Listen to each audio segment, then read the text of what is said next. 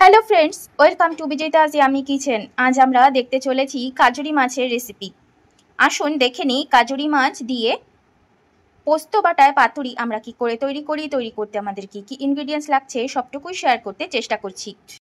আজকে রেসিপির উপকরণ হলো কুচনো পেঁয়াজ, গোটা কাঁচা লঙ্কা, এটা পোস্ত বাটা, পোস্ত 2 চামচ আর 6-7টা কাঁচা লঙ্কা একসাথে বেটে রাখা, আর এখানে আছে ধনেপাতার ডাঁটাগুলো কুচিয়ে রাখা।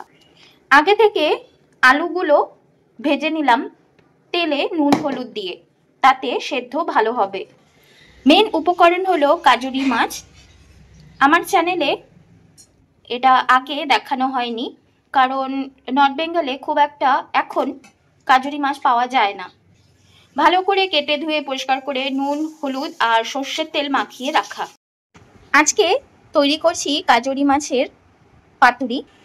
এই মাছের রেসিপি আমার চ্যানেলে এর আগে দেখানো হয়নি, যেহেতু এই মাছ এখন প্রায় পাওয়া যায় না বললেই চলে। এটা ছোট মাছের পর্যাতেই পড়ে, সেই জন্যে খাওয়াও ভীষণই উপকারী, শরীরের জন্য খুব ভালো। আর ছোট মাছ খেলে তো আমরা সবাই জানি চোখের পক্ষে ভীষণই ভালো। এই মাছ ভীষণই নরম মাছ, পাতলা, সেই জন্যে হজম হতেও কোনো অসুবিধে নেই, সবাই খেতে পারে।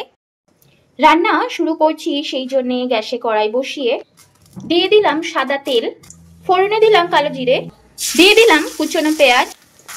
পেঁয়াজ ব্রাউন কালার ধরেছে, সেই জন্যে আমরা পোস্ত বাটা আর লঙ্কাটা বেটে রেখেছিলাম সেটা দিয়ে দিলাম।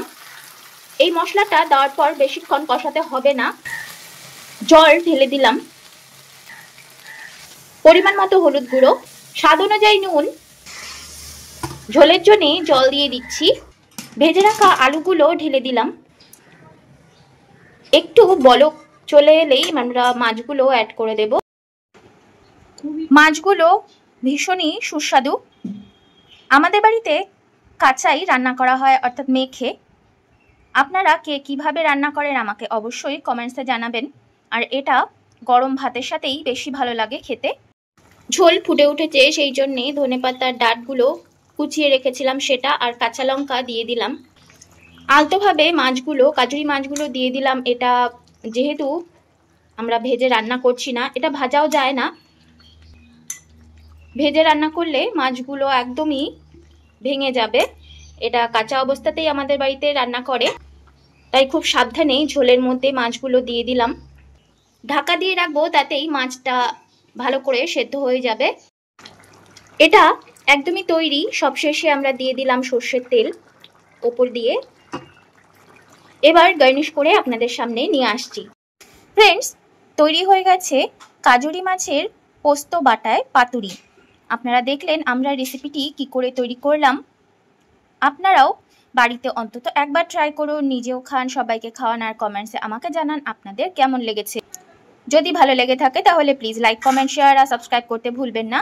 পাশে থাকা বেল আইকনটিকে প্রেস করে দেবেন, যাতে নতুন কোনো ভিডিও এলে আপনার নোটিফিকেশন আগেই পেতে পারেন। আজকের মতো এতটুকুই, দেখা হবে এই চ্যানেলে অন্য কোনো রেসিপি নিয়ে। আজকের মতো গুড বাই।